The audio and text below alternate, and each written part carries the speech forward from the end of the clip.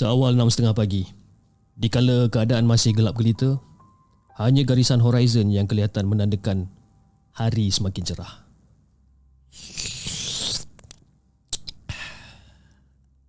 Tok Alang menghirup kopi panas di warung Pak Usop. Dengan berpakaian serba hitam, dia singgah ke kedai seperti hari-hari sebelum dia. Kalau tak perkena kopi kat situ memang tak sah. Dah bertahun-tahun dah dia minum kat situ. Tak payah order.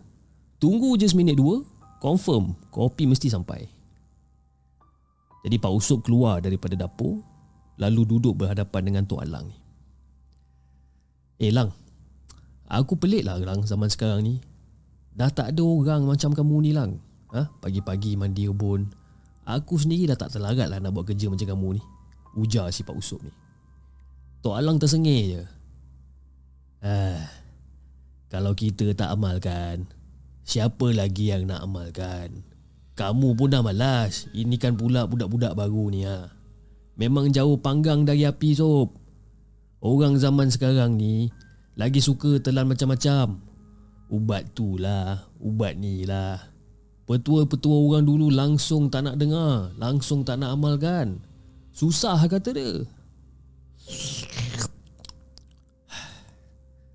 Pak Usop tersenyum melihat sahabat dia ni.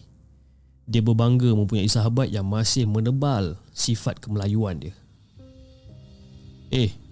Apa benda yang kamu tersengih ni? Aku sengih pun salah ke? Kata Pak Usop lalu direnung ke arah jalan. Kelihatan anak-anak kecil, remaja yang menuju ke sekolah. Ada yang berjalan, ada yang naik basikal. Sekolah pun tak adalah jauh mana. Bangsa kita ni Sob, tak macam dulu. Semua dah moden. Amalan lama dah tak lagi diendahkan dah, ujar Tok Alang ni. Tapi tak apalah Sob, zaman dah berubah. Banyak lagi cara kalau kita nak jadikan orang sihat ni kan? Mana-mana yang baik biarkan je lah. Dan mereka berdua diam sekejap. Telah mula pelanggan masuk ke warung membeli sarapan. Mereka dilayan oleh semua pekerja-pekerja Pak Usop ni. Lang, tak ada kes baru ke? Lama aku tengok kau tak keluar ni. Tok Alang menganggukkan kepala dia. Ada Sob. Kamu macam tahu-tahu je. Baru semalam ada orang call aku minta tolong. Apa kes Lang? Tak tahu nak cakap macam mana lah Sob. Berat kes ni. Tapi itulah Sob, aku kena siasat dulu Sob. Yelah, apa kes? Kamu ni belum siasat lagi.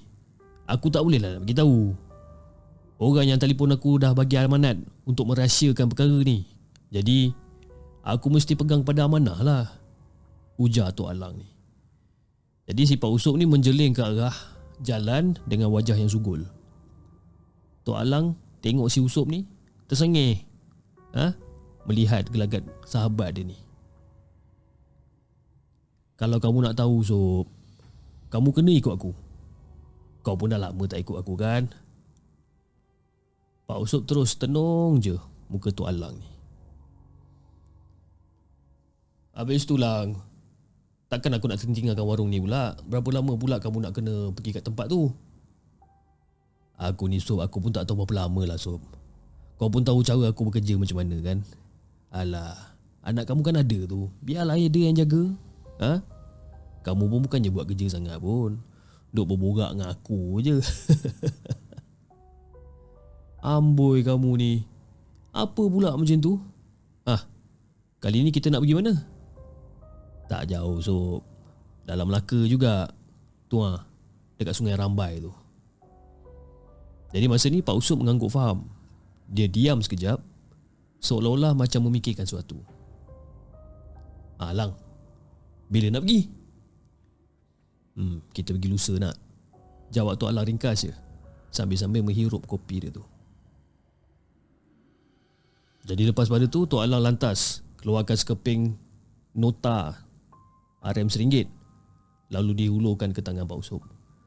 Dia bangun daripada kursi dan dia terus beredar pulang. Jadi semasa berada di pintu laluan nak masuk ke warung tu, Tok Alang sempat menoleh ke arah Pak Usop. Sob, kalau kamu nak ikut, Bagi tahu aku paling lewat besok. Lusa aku dah nak gerak dah. Tapi aku rasa kau mesti suka kes kali ni, Sob. Jarang sangat berlaku ni, Sob. Dan Pak Usop hanya menganggukkan kepala dia. Lang, pandai kau pancing aku Lang Tak adalah pancing. Tapi kalau kau nak ikut, paling lewat esok kau bagi tahu aku jawapan. Lalu Tok Alang pun terus berlalu, berjalan kaki pulang ke rumah dia yang berada tak jauh daripada situ. Jadi pada malam tu dekat rumah Tok Alang, dia sedang menikmati makan bersama isteri dia masa tu. Abang jadi ke nak pergi ke Sungai Rambai ni? Tanya Mak Senah. Tok Alang hanya menganggukkan kepala je. Kalau tak ada aral, lusa pagi aku pergilah ke sana. Mak Senah hanya mendiamkan diri je. Dan dia temankan Tok Alang ni makan macam biasa. Tapi seolah-olah macam tak ada selera pula malam tu. Senah, jangan diikutkan sangat perut tu, nanti masuk angin susah. Makanlah sikit dengan aku ni. Daripada tadi kau duk termenung kat situ nak buat apa? Teman aku makan. Mak Senah hanya mengangguk faham je. Dia tundukkan kepala dia. Tiba-tiba Mak Senah ni ketawa kecil pula. Tok Alang berhenti menyuap. Dia terus tenung je dekat muka Mak Senah ni. Senah, kau ni kenapa? Dan masa ni Mak Senah mengangkatkan muka dia. Dia menyeringai. Mata dia merah bagaikan biji saga. Kau jangan ganggu aku. Kenapa kau mesti ganggu aku? Bentak Mak Senah yang suara dia tiba-tiba tukar jadi garau. Tok Alang masa tu duduk kat situ, dia senyum sindir je, dia senyum. Kau marah ke aku ganggu kau? Sebabkan kau ganggu anak cucu kami. Sebab itu aku akan datang untuk berikan kau pengajaran. Kau faham tak?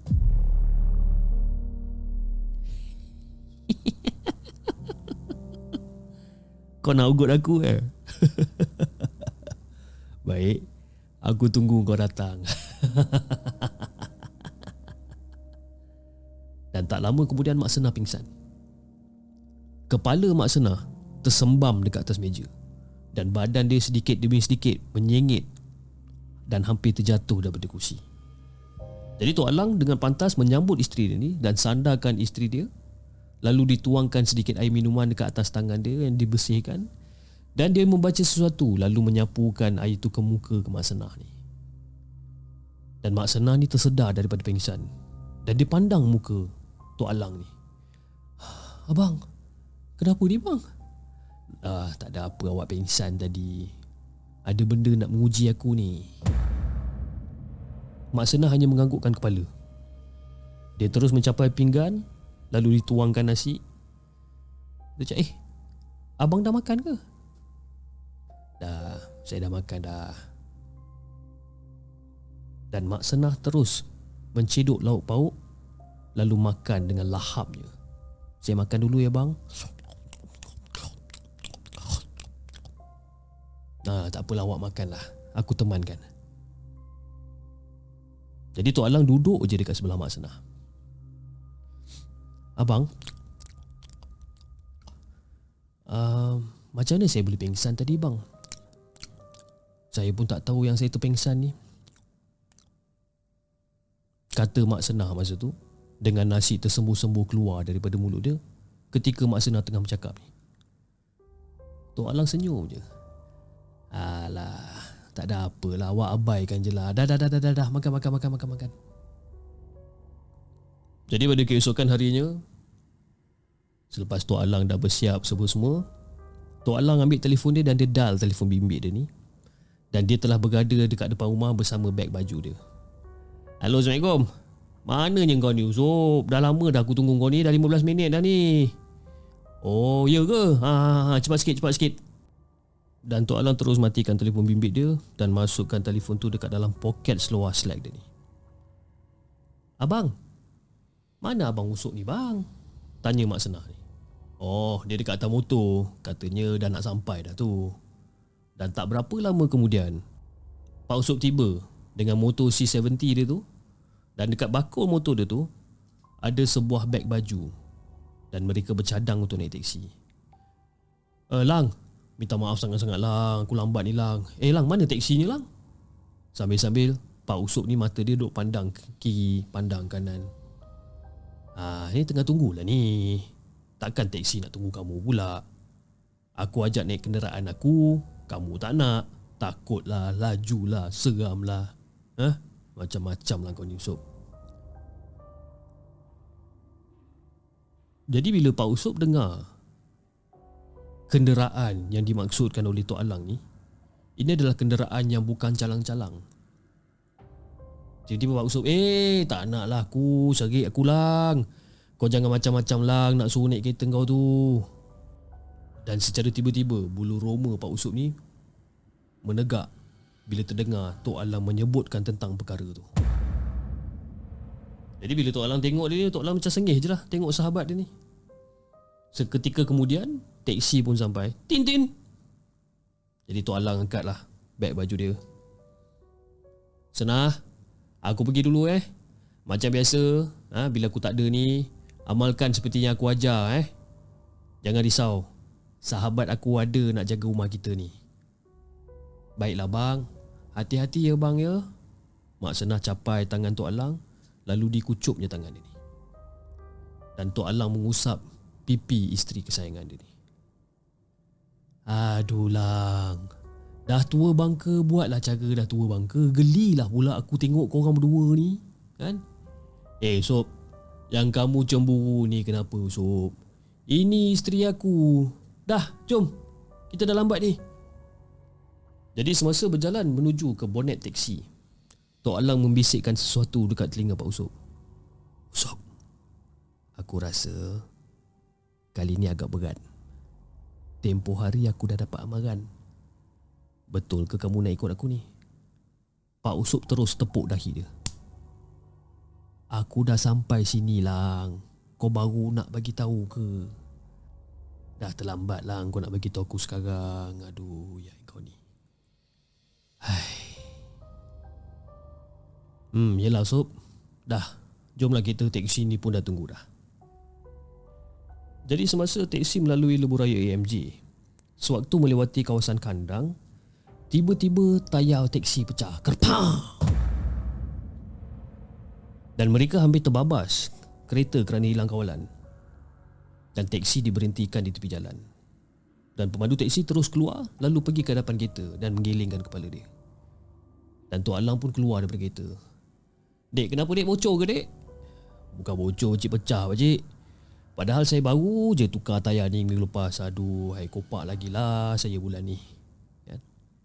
Dan secara tiba-tiba, ada satu angin lintang menghembus ke arah muka pemandu teksi, membuatkan dia terdorong ke arah jalan. Dan sebuah lori yang sarat dengan muatan tiba dan tak sempat mengelak. Bahaya! Pekik Tok Alang, lalu dengan pantas dia menarik tangan pemandu teksi itu ke tepi. Tapi Tok Alang pula yang berdiri dekat tengah jalan. Tong. Tok Alang tak sempat nak mengelak lori tu. Dia hanya sempat melindungi kepala dia dengan menggunakan tangan. Boom! Tok Alang dirempuh. Dia tercampak lalu berguling agak jauh. Lori tu berhenti beberapa meter selepas merempuh Tok Alang. Yang Pak Usop pula yang dekat dalam teksi terus bergegas keluar daripada teksi. Alang! Pak Usop dan pemandu teksi tu terus pergi mendapatkan Pak Alang ni. Dan dalam masa yang sama, pemandu lori pun turut mengikut mereka daripada belakang. Belum sempat mereka tiba, Tok Alang tiba-tiba berdiri, lalu menyapu habuk-habuk yang melekat dekat baju dengan seluar dia. Aduh, koyaklah pula, kata si Tok Alang ni sambil melihat lengan baju ni terkoyak agak besar kerana terseret dekat jalan. Jadi pemandu teksi dengan lori tu macam tergamam bila nampak Tok Alang berdiri tanpa sebarang kecederaan. Dan mereka pula toleh ke arah lori. Bahagian depan lori tu habis remuk, kemik. Dan mulut pemandu teksi tu tenganga melopong, macam terkejut. Macam tu jugalah dengan pemandu lori tu. Jadi Pak Usop terus pegang bahu Tok Alang ni. Lang, ya Allah, ya Rabbi, ya Lang, nasib baiklah kamu tak ada apa-apa, Lang. Ya Allah, astagfirullahalazim. Biasalah Usop, ada benda nak uji kita ni Usop. Diorang ni takkan senang Usop selagi kita ni tak mengalah, kan? Diorang takkan senang. Pak Usop hanya menganggukkan kepala je. Jadi Tok Alang terus menghampiri kedua pemandu tu. Dah. Aku tak ada apa-apa, jangan risau. Dah, jom kita pergi buat report. Kamu tukar dulu tayar teksi kamu ni. Kamu ikut sekali. Nanti Kang tak boleh claim insurans pula kan kalau dah jadi macam ni. Dah, jangan risaulah. Jom kita pergi buat report polis dulu. Jadi pemandu teksi dengan pemandu lori ni dua-dua anggap faham. Mereka hanya terkesima dengan apa yang diorang nampak sebenarnya. Jadi Tok Alang dalam masa yang sama mengeluarkan beberapa keping RM50 daripada beg duit dia, lalu dihulurkan kepada pemandu teksi. Nah, duit ni untuk tayar kereta kamu yang pecah ni. Kalau tak cukup, kamu tambah. Tapi aku rasa ada lebih tu. Sambil-sambil tu Tok Alang berjalan menuju ke arah bonet kereta. Pemandu teksi ni masih tergamam. Dek, ni aku dah sampai dekat bonet kereta kau ni. Buka bonet ni, aku nak tukar baju lah. Jadi pemandu teksi tu seakan baru tersedar daripada lamunan. Dia pun terus bergegas membuka bonet kereta. Dikeluarkannya spare tayar tu, lalu menggantikan tayar kereta teksi tu dengan segera. Tok Alang masa dekat situ hanya bersahaja je tengok telatah dua pemandu ni, pemandu lori dengan pemandu teksi ni. Seolah-olah macam tak ada apa-apa yang terjadi. Dan pemandu lori tu macam bermonolog sendirian. Siapa pula orang tua ni?